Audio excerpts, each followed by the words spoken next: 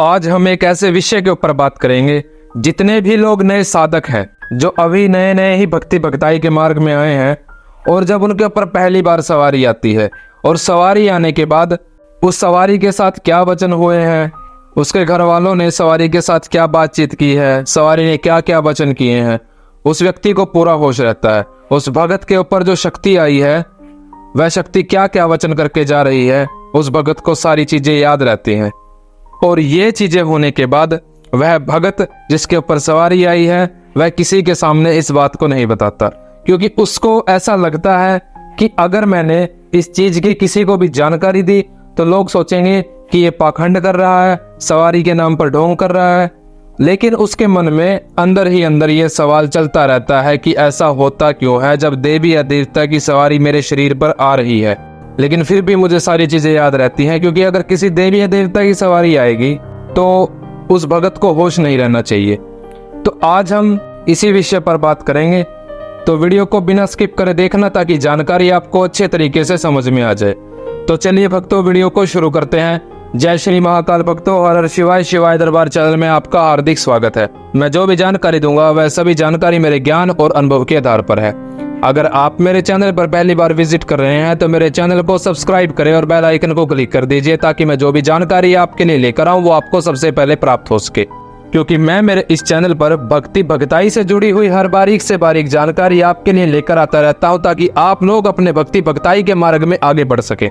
जो लोग भक्ति भक्ताई के मार्ग में हैं और जब उनके ऊपर सवारी आती है किसी देवी या देवता की, तो कुछ लोगों को 30% होश रहता है, कुछ लोगों को 50% होश रहता है, कुछ लोगों को बिल्कुल ही 10% होश रहता है।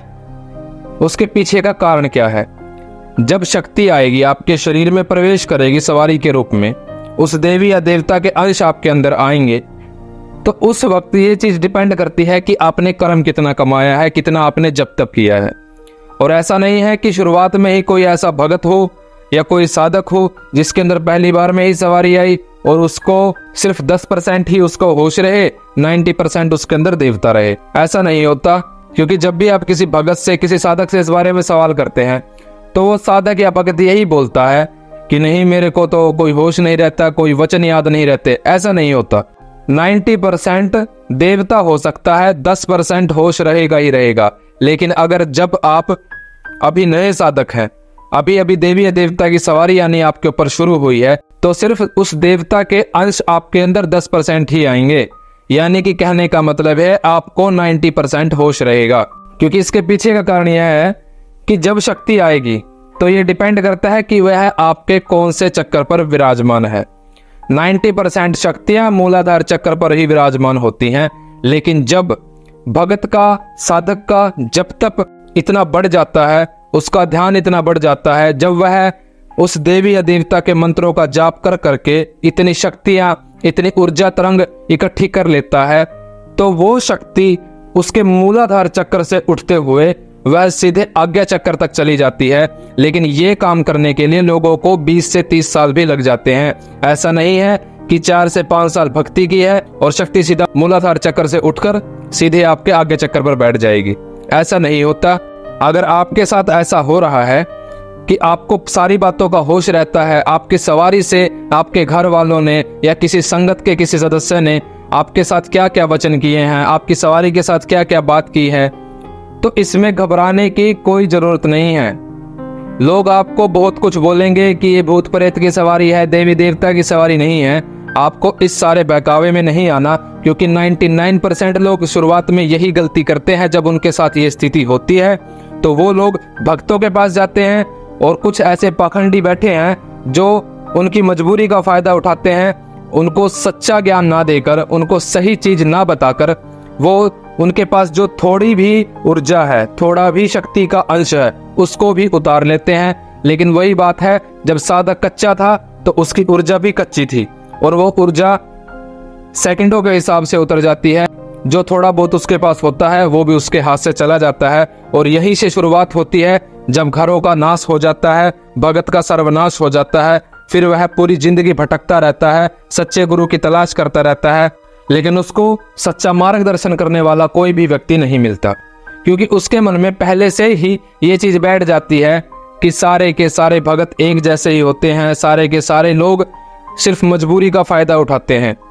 लेकिन देखिए ऐसा नहीं है। बहुत सारे ऐसे लोग हैं जो सच्चे हैं, सच्ची भगताई कर रहे हैं और लोगों का जन कल्याण कर रहे हैं, सच्ची शिक्षा दीक्षा दे रहे हैं। कुछ लोगों के कारण ही भक्ति और भगताई को बदनाम किया जाता है, लेकिन ऐसा नहीं होता कि सारे के सारे लोग ही गलत होते हैं।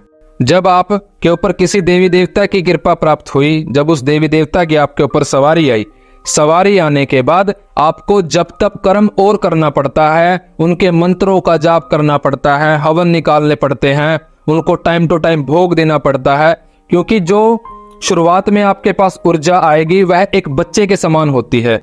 जब वह ऊर्जा बड़ी होगी तो वह आपके सारे काम निकालेगी। और इसी कारण से लोगों के साथ क्या होता है, जब लोगों के अंदर सवारी आती है तो 90% स्वयं वो व्यक्ति होता है और उसके घर वाले या संगत के कोई भी लोग उसके साथ कोई सवाल करते हैं, उनके हिसाब से तो उनके अंदर देवी या देवता ही आया हुआ है। कुछ लोग बोलते हैं, मान लीजिए आप माता महाकाली की सेवा करते हैं, अब लोग तो आपको यही बोलेंगे ना कि आपके शीश पर माता महाकाली की सवारी आ रही है। ये थोड़ी ना बोलेंगे कि माता काली का एक छोटा सा अंश भी बहुत बड़ी बात हो गई भक्तों, छोटा सा अंश भी बोलते हैं तो भी लोग यही बोल देते हैं कि माता महाकाली की सवारी है।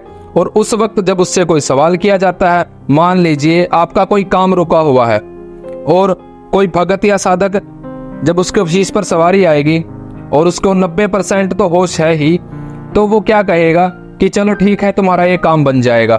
2 महीने बाद 3 महीने बाद देखते हैं तो वो काम नहीं बनता और उसके बाद ये होता है, लोगों का विश्वास टूटने लगता है कि सोचते हैं कि ये तो पाखंडी है, देवी देवताओं के नाम पर ढोंग कर रहा है।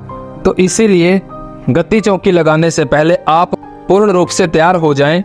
अपना जप तप कर्म देवता की सेवा कर करके इतना कमा लीजिए कि आपके साथ ये सिचुएशन नहीं होनी चाहिए। क्योंकि जब किसी गिलास के अंदर पानी होता है तो लोग ये बोलते हैं कि हाँ उस गिलास के अंदर पानी है, लेकिन ये नहीं बोलते कि वो गिलास कितना भरा है या कितना खाली है। वही एक भगत या साधक के साथ होता है। जब शुरुआत में कोई भक्ति भक्ताई के मार्ग में आता है, उसको कर्म कमाना पड़ता है, उसको सेवा करनी पड़ती है। 3 से 4 घंटे, 5 घंटे, 6 घंटे देवता के नाम का ध्यान करना पड़ता है, देवी या देवता के नाम के मंत्रों का जाप करना पड़ता है, व्रत करने पड़ते हैं, उनकी सेवा करनी पड़ती है। और सच्ची भक्ति वही भक्ति होती है जिसमें किसी प्रकार का कोई भी स्वार्थ नहीं होता। अगर आप भक्ति करना चाहते हैं तो आपको निस्वार्थ भक्ति करनी चाहिए, इसमें आपकी ही भलाई है। क्योंकि अगर आपका भक्ति या भक्ताई करने के पीछे किसी प्रकार का स्वार्थ हुआ तो ये समझ लेना कि आपका आने वाला समय अच्छा नहीं होगा। तो मैं उम्मीद करता हूं कि जो मैंने आपको जानकारी दी है, यह जानकारी आपको अच्छे तरीके से समझ में आ गई होगी।